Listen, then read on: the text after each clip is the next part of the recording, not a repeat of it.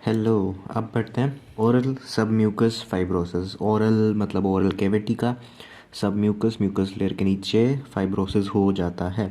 ठीक है क्या ये क्रोनिक इंसीडियस प्रोसेस है, मतलब कि एकदम नहीं होता है, काफ़ी टाइम लेगा, धीरे धीरे होगा। इंसीडियस मतलब कि ग्रेजुअल और यूजुअली अननोटिस जाता है, धीरे धीरे इसकी प्रोग्रेशन होगी। ठीक है, उसमें क्या है, जक्स्ट्रा एपिथेलियल डिपॉजिट हो जाता है। जक्स्ट्रा मतलब नेक्स्ट टू एपिथेलियम जो है डिपॉजिट हो रहा है किसका, फाइब्रस टिश्यू का। डिपॉजिट कहाँ पे, ओरल कैविटी में और फेरिंग्स में। ठीक है, और किन में होगा ये, ऑब्वियस सी बात है भाई, ओरल वाले हैं तो फिर टोबैको और जो पान खाते हैं, मेनली इसमें पान में आता है ना, एक अरिका नट्स होते हैं, अरिका नट्स पान में पाए जाते हैं, उसकी वजह से ये मेजरली होता है।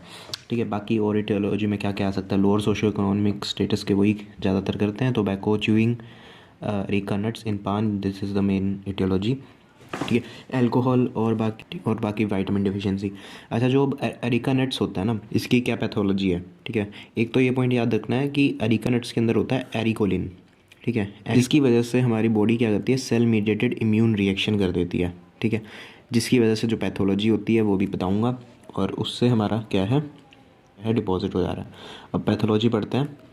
ठीक है, अरिका नट च्यूइंग करेंगे। ठीक है, उसके अंदर एरिकोलिन होता है हमारा केमिकल, जिससे cell mediated immune reaction activate हो जाएगा।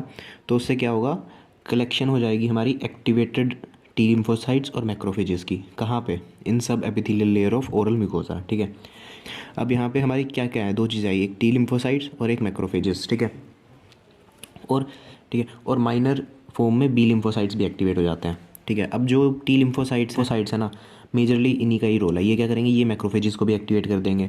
ठीक है, और ये क्या करेंगे, ये करेंगे फाइब्रोनोजेनिक साइटोकाइंस को इंक्रीज़ करेंगे, उनका प्रोडक्शन बढ़ाएंगे, और एंटी फाइब्रोटिक साइटोकाइंस को कम करेंगे। ठीक है, अब फाइब्रोजेनिक साइटोकाइंस बढ़ रहे हैं। ठीक है, अब इससे क्या होता है, जो ये साइटोकाइंस होता है ना, ये अब ये एक्ट करते हैं हमारे मेसेंचाइमल सेल्स पे, जो कि फाइब्रोब्लास्ट को बढ़ा देता है, जिसकी वजह से हमारा कोलेजन जो है वो इंक्रीज़ हो जाता है। ठीक है, और इधर भी ठीक है, और दूसरी साइड पे एंटी फाइब्रोटिक जो साइटोकाइंस है वो क्या करेंगे, वो कोलेजिनेस एंजाइम को कम कर देंगे। अब कोलेजिनेस कम हो गया तो कोलेजन जो बन रहा है वो डीजनरेट ही नहीं होगा, तो फिर इससे भी कोलेजन बढ़ रहा है। ठीक है, तो मेन पैथोलॉजी क्या है ओरल सबम्यूकस फाइब्रोसिस में, कि भाई एबनॉर्मल हो जाता है हमारा कोलेजन मैकेनिज़्म, जिसकी वजह से कोलेजन बढ़ जाता है और फाइब्रोसिस हो जाती है। ठीक है, अब कुछ क्लिनिकल पॉइंट्स कि भाई ये प्री मैलिग्नेंट कंडीशन है। ठीक है, 3 to 7% इसका मैलिग्नेंट ट्रांसफॉर्मेशन हो जाता है। ठीक है, और ल्यूकोप्लेकिया के साथ भी इसके रिलेशंस हो सकते हैं, और स्क्वेमस सेल कार्सिनोमा के साथ भी इसके रिलेशंस हो सकते हैं, रिलेटेड हो सकता है। ठीक है, अब इसकी वजह से क्या क्या होता है हमारा। ठीक है, अब ये छोटी सी पैथोलॉजी की वजह से क्या क्या होता है, एक तो फाइब्रोइलास्टिक ट्रांसफॉर्मेशन हो जाती है, इलास्टिसिटी लूज हो जाएगी, फाइब्रोसिस हो जाएगी ना of connective tissue in lamina propria. ठीक है, और एपिथेलियल सेल्स जो थे उनकी एट्रोफी हो जाएगी, डीजनरेशन हो जाएगी। और एक मेन क्लिनिकल आता है इसमें, प्रोग्रेसिव ट्रिस्मस। ठीक है, इसमें क्या होता है ना कि हमारी रेस्टिंग मूवमेंट हो जाती है ऑफ दी जो की, जो हमारा हम मूव ही नहीं कर पाते हैं। ठीक है, और ये इतना हो जाता है कि डिफ़िकल्ट हो जाता है टू प्रोड्यूस टंग, टंग भी बाहर नहीं निकाल सकते हैं, इतना ज़्यादा ट्रिस्मस हो जाएगा इसमें। ठीक है, अब बात करते हैं इसके क्लिनिकल्स में। 20 to 40 ईयर्स में मेल्स में ज़्यादा होगी। ठीक है, और जो टोबैको पान करते हैं वो तो उसमें होगी, ऑब्वियसली बात है।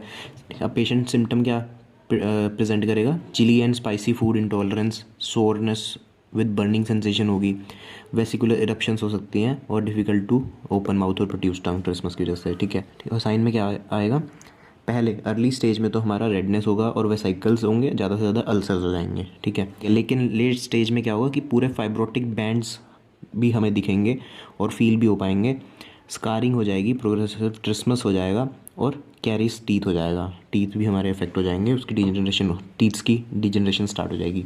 अब इसके बात करते हैं ट्रीटमेंट की। तो मेडिकल और सर्जिकल 2 टाइप्स के हो सकते हैं। पहले हम क्या करेंगे कि भाई अनीमिया, ठीक है, पहले हम देखेंगे कि भाई बंदे को अनीमिया वगैरह तो नहीं है, तो उसका ट्रीटमेंट, विटामिन डेफिशिएंसीज का ट्रीटमेंट। ठीक है, और अवॉइड करेंगे irritant factors, alcohol, areca nuts, पान वगैरह, टोबैको वगैरह।